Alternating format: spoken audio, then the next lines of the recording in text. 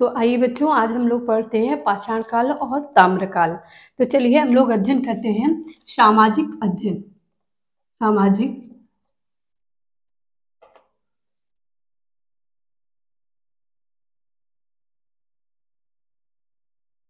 सामाजिक अध्ययन।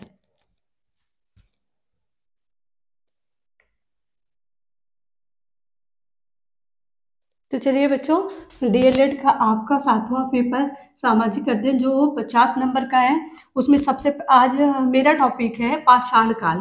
क्या है? पाषाण काल। आज हमको पढ़ना है पाषाण काल और ताम्रकाल और ताम्रकाल।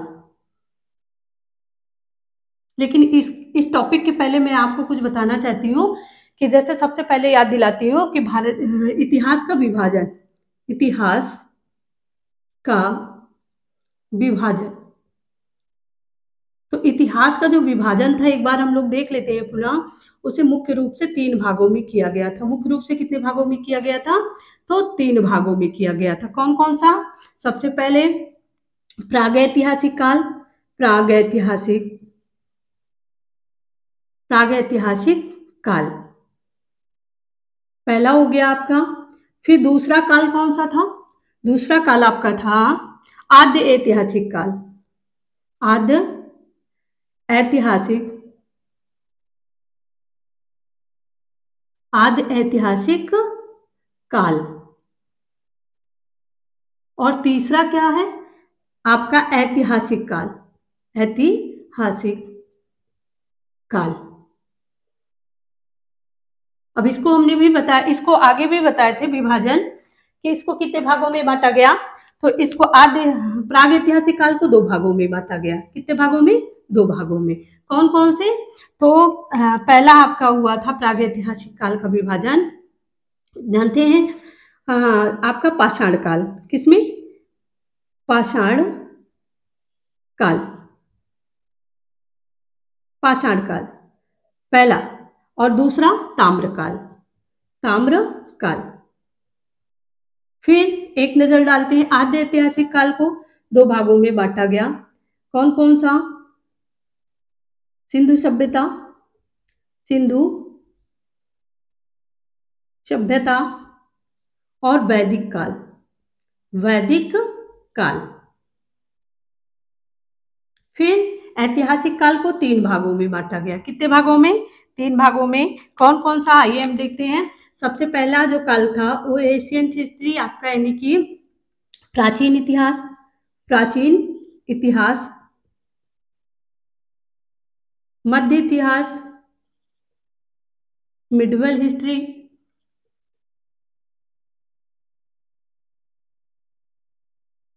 और तीसरा आधुनिक इतिहास। आधुनिक इतिहास। आधुनिक इतिहास यानी आधुनिक इतिहास जो है आपका, जिसको हम कहते हैं मॉडर्न हिस्ट्री, यानी इतिहास को 3 भागों में बांटा गया।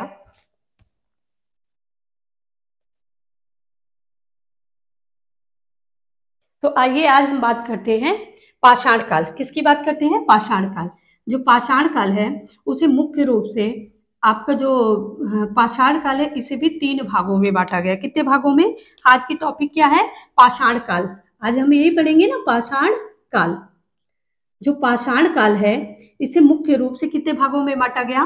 तो पाषाण काल को 3 भागों में बांटा गया। कितने भागों में? 3 भागों में। कौन कौन सा? आइए हम देखते हैं।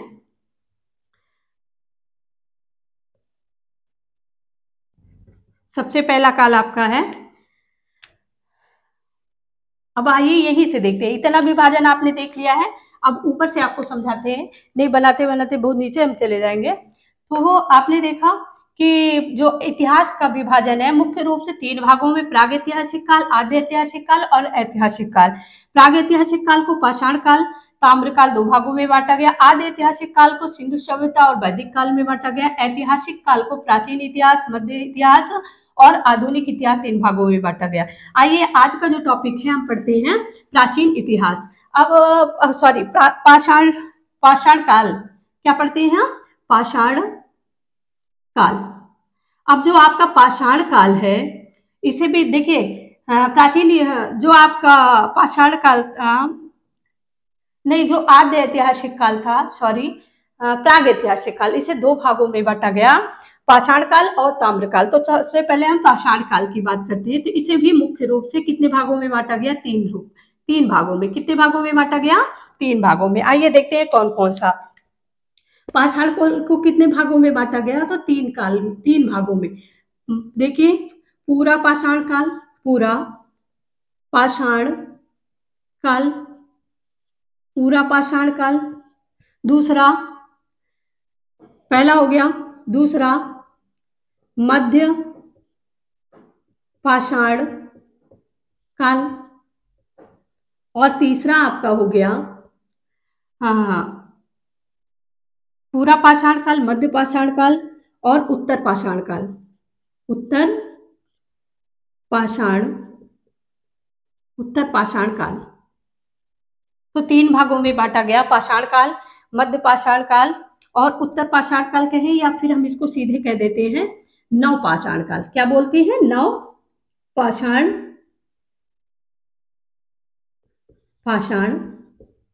काल, नव पाषाण काल। अब देखिए, आइए एक एक को जानते हैं। पूरा पाषाण काल, मध्य पाषाण काल और नव पाषाण काल।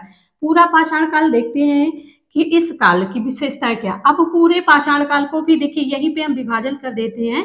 पूरा पाषाण काल को भी 3 भागों में बांटा गया। कितने? 3 भागों में। कितने भागों में? 3 भागों में बांटा गया। अब कैसे? इसको देखिए, यहीं पे हम ये डायग्राम बना देते हैं आपका पूरा पाषाण काल का, कि पूरा पाषाण काल को कैसे 3 भागों में बांटा गया। तो देखिए, सबसे पहले पूर्व पूरा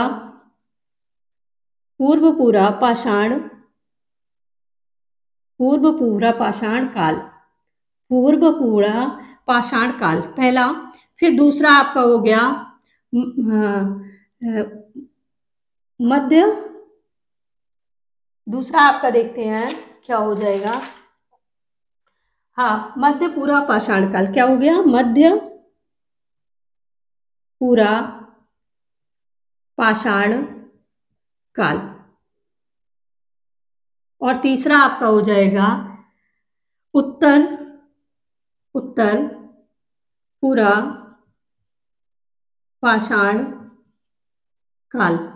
उत्तर पूरा पाषाण काल, या इसको हम निम्न पूरा पाषाण काल कहते हैं। निम्न पूरा पाषाण काल कहते हैं। तो देखिए, सबसे पहले आपने देखा कि पाषाण काल को 3 भागों में बांटा गया, पूरा पाषाण काल, मध्य पाषाण काल और नव पाषाण काल। फिर जो है पूरा पाषाण काल को भी 3 भागों में बांटा गया। कौन कौन सा? पूर्व पूरा पाषाण काल, मध्य पूरा पाषाण काल और उत्तर पूरा पाषाण काल। तो आइए हम देखते हैं कि औजारों के आधार पर इसका विभाजन पूरा पाषाण काल का किसके आधार पर हुआ? औजारों के आधार पर। औजारों के आधार पर इसका विभाजन हुआ। और यहाँ पे पाषाण काल को हम काल के आधार पर या वस्तुओं के आधार पर ऐसे कह सकते हैं कि वस्तुओं के आधार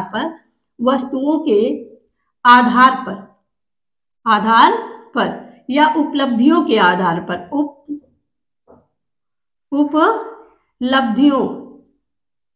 उपलब्धियों के आधार पर इसका काल विभाजन किया गया। किसका है? इसका। पूरा पाषाण काल को हम एक नाम देते हैं, उस नाम से भी जानते हैं। किस नाम से? ताम्रकाल। क्या बोलते हैं इसको? ताम्रकाल। किस नाम से जानते हैं? ताम्रकाल से। ठीक है। और इसको किस नाम से जानते हैं? कांस्यकाल। और फिर आगे इसको किस नाम से जानते हैं? लौह काल। नव पाषाण काल को हम कैसे जानते हैं? लौह पाषाण काल। तो ये भी नाम जानते रहिए आप कि पूरा पाषाण काल को हम ताम्रकाल कहते हैं, मध्य पाषाण काल को कांस्य काल या कांस्ययुगीन काल कहते हैं, और फिर नव पाषाण काल को लौह पाषाण काल कहते हैं। तो आइए एक एक की विशेषता हम जानते हैं। और सबसे पहले हम जानते हैं बच्चों कि पूरा पाषाण काल है आपका, इसकी शुरुआत कब हुई, कैसे आपको पता चला, तो देखिए सर्वप्रथम, कैसे, सर्वप्रथम यही लिख दे रहे हैं कि सर्वप्रथम पूरा पाषाण के जनक या जन्मदाता कौन थे, तो हाँ, हाँ, हाँ, आपके जो जनक थे वो रॉबर्ट, कौन थे, रॉबर्ट को, Robert Bruce foot, Bruce foot, Robert Bruce foot. कब हो इन्होंने इसका पता दिया, 1863 में, वेरी इंपॉर्टेंट है, 1863 में इनको क्या अपनी मतलब इन्होंने प्रकाश मिलाया और ये पाषाण काल के जनक माने जाते हैं। और जो पाषाण काल है उसके जनक सर्वप्रथम रॉबर्ट ब्रूस फुट को ही माना गया 1863 में। तो आपने देखा, चलिए एक एक की विशेषता हम जानते हैं। पाषाणकालीन जो सभ्यता थी उसकी खोज किसने ही की थी, रॉबर्ट ब्रूस फुट ने की थी, रॉबर्ट ब्रूस फुट ने की थी। और पुरातत्व काल के जो जनक माने जाते हैं, पुरातत्व काल के जनक वो माने जाते हैं अलेक्जेंडर को, पूरा कालीन तत्व के जनक, यही लिख दे रहे हैं आपका। देखिए पुरातत्वकालीन, पूरा तत्व यानी खुदाई से पुरातत्व काल के जनक किसको माना गया, अलेक्जेंडर को, किसको, अलेक्जेंडर, सर जॉन यहां लगा दे रहे हैं, सर जॉन अलेक्जेंडर को पुरातत्व काल के जनक माना गया। लेकिन पाषाण काल का जनक किसे माना गया, सर्वप्रथम तो रॉबर्ट ब्रूस फुट को 1863 में इन्होंने इसकी जानकारी दी थी। तो आइए आगे हम लोग बढ़ते हैं। तो बच्चा एक एक की चलिए जानकारी हम लिख देते हैं, आप स्क्रीनशॉट ले लीजिए, तो हम आगे बढ़ते हैं।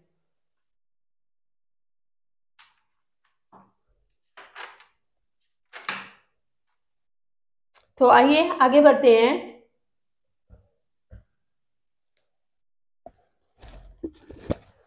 अब इतना आपका हो गया, अब आगे देखते हैं एक एक काल को, पूरा पाषाण काल और नवपाषाण काल और मध्य पाषाण काल। तो पूरा पाषाण काल को देखिए, इसका जो समय था ये माना गया अलग अलग भूगों में अलग अलग माना गया। 2500 नहीं, 25 लाख ईसा पूर्व से, ईसा पूर्व से इसका जो समय माना गया 12,000 ईसा पूर्व तक। यानी एक प्रश्न उठता है कि सबसे लंबा समय,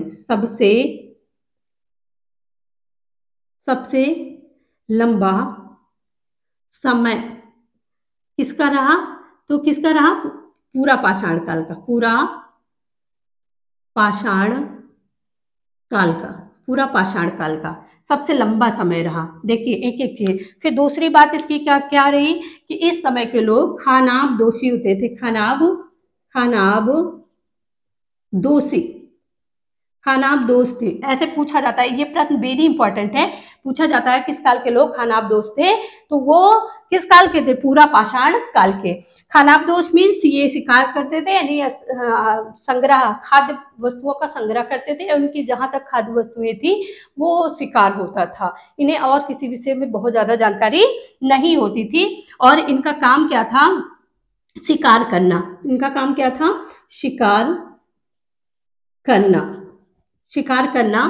इनका काम होता था विशेष। और ये शिकार करते थे, मांस को कच्चा खाते थे। क्या करते थे ये, मांस को कच्चा खाते थे, मांस को क्या करते थे, कच्चा खा लेते थे, शिकार करते थे, शिकार ही उनका माध्यम था। और बड़े बड़े अपने सुरक्षा के लिए ये बड़े पत्थरों का इस्तेमाल करते थे, अपनी सुरक्षा के लिए, अपनी सुरक्षा के लिए बड़े पत्थरों का, यहाँ नहीं आएगा तो हम आगे लिख दे रहे हैं कि अपनी सुरक्षा के लिए क्या करते थे, बड़े पत्थरों का या पत्थरों का इस्तेमाल करते थे, पत्थरों का प्रयोग करते थे। देखिए मैं बताती जा रही हूँ, आप समझिए कि जो पूरा पाषाण काल है उसका समय 2500 ईसा पूर्व से 1200 ईसा पूर्व माना गया, लेकिन ये पूर्ण रूप से निश्चित नहीं है क्योंकि अलग अलग बुकों में अलग अलग समय दिया गया, लगभग यही है।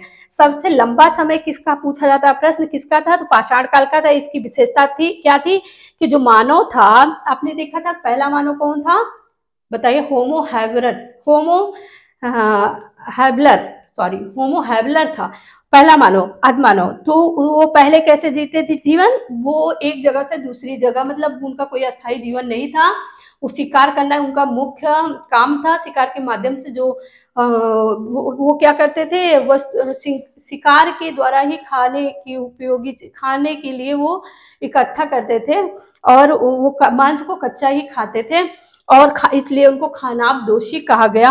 और खेती वेती के विषय में उनको ज्ञान नहीं था। बस इस काल की जो मुख्य उपलब्धि थी वो ये थी, देखिए आप ध्यान दीजिए, इसकी मुख्य उपलब्धि आग की खोज। किसकी थी मुख्य उपलब्धि, क्या थी, आग की खोज। आग की खोज ये पाषाण काल में ही हुआ। वेरी इंपॉर्टेंट है, आप समझते रहिए, नहीं नौ पाषाण काल में आप लगा देते हैं क्योंकि बड़े बड़े पत्थरों को क्या करते थे, ये एक फेंकते थे या एक दूसरे में जब रगड़ते थे तो इसी बीच चिंगारी उत्पन्न हुई, और चिंगारी उत्पन्न हुई तो उसका इस्तेमाल इन्होंने क्या किया, उसका प्रयोग किया कि क्या जला सकते हैं, किसी वस्तु में छूने पर वो आग जल गई और उनको ज्ञान हो गया कि हाँ इस तरह हम आग को उत्पन्न कर सकते हैं। और वहीं से क्या हुआ, वहीं से आग की जानकारी हो गए। और फिर मध्य पाषाण काल में इन्होंने क्या किया, पशुपालन शुरू कर दिया। मध्य पाषाण काल में पशुपालन शुरू किया, पशुपालन शुरू किया। लेकिन सबसे प्रथम जो पशु था इनका पालतू, वो कुत्ता था। क्या था, कुत्ता। आप जानते रहिए क्या था, कुत्ता था। पूछा जाता है कि प्रथम पालतू पशु क्या था, तो कुत्ता था। यानी वो क्या करते थे, एक जगह से जब दूसरी जगह जाते थे तो बड़े बड़े जानवर होते थे, वो अटैक करने की कोशिश करते थे उन पर। तो उनको महसूस हुआ कि हमें सुरक्षा की आवश्यकता है, तो अपनी सुरक्षा में उन्होंने क्या किया, सबसे पहले हमने बताया था हैवलर ने वो अपने हाथ को पत्थरों को उठाने में प्रयोग किया था, पहली बार उठाया था। तो पहली बार उन्होंने क्या किया, अपनी सुरक्षा, उनको लगा होगा कि हम असुरक्षित है, तो उन्होंने बड़े बड़े पत्थरों को उठा उठा कर फेंकना शुरू किया और वहीं से क्या हुआ, एक घर्षण हुआ, एक दूसरे पत्थर में आग की उत्पत्ति हुई। लेकिन जब ये मध्यकाल में कुछ समय बाद ये जब एक स्थान से दूसरे स्थान पर शिकार की खोज में बाहर गए तो असुरक्षित महसूस किया, तो इन्होंने सबसे पहले क्या किया, कुत्ते को पालतू बना के, कि जो मांस खाते थे, जो बचा हुआ था वो फेंक देते थे, तो वो कुत्ते खा लेते थे। और कुत्ते इसी वजह से क्या करते थे, उनसे लगाव रखते थे, उनके साथ साथ रहते थे। सबसे पहला जो जानवर उन्होंने पाला वो कुत्ता। तो ये इसकी बड़ी उपलब्धि है किस काल की, कांस्य युग की। कि पाषाण काल में क्या किया इन्होंने, पाषाण में पत्थर बनाए, पाषाण में पत्थरों के औजार बनाए। लेकिन जब मध्य काल आया, मध्य पाषाण काल आया, तो ये पत्थरों के साथ कांस्य की बनी हुई धातुओं की बनी, कांस्य की धातुओं की बने हुए वस्तुओं का शिकार करने में इस्तेमाल करने लगे। और यहाँ पे देखिए, यहाँ पे जो क्या कहते हैं, आगे आपको बताते हैं पूरा पाषाण काल में कि जो उनके औजार होते थे वो 3 भागों में विभाजित थे। जैसे पूर्व पाषाण काल में ये पत्थर वैसे जैसे पाते थे वैसे उठाकर फेंकते थे। लेकिन जब मध्य पूरा पाषाण काल आया तो इन्होंने पत्थरों के छोटे छोटे टुकड़े करना शुरू कर दिए, नुकीले पत्थर, जिसको माइक्रोलिथ कहते हैं। माइक्रोलिथ किसको कहते हैं, छोटे नुकीले औजारों को, पत्थरों के बने औजारों को हम माइक्रोलिथ कहते हैं। और किस काल में हुआ था, वो पाषाण काल में ही हुआ था। औजारों के आधार पर 3 भागों में बांटा गया था ना।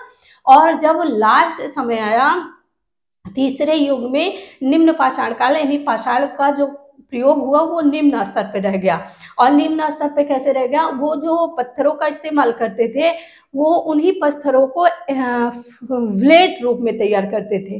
पहले बड़े बड़े पत्थरों को, फिर उनको छोटा करके नुकीला किया, लेकिन उससे भी काम नहीं किया, तो जैसे ब्लेड, धार रूप, ब्लेड किसको कहते हैं, धार रूप में प्रयोग किया। लेकिन आगे हम इसकी बात करते हैं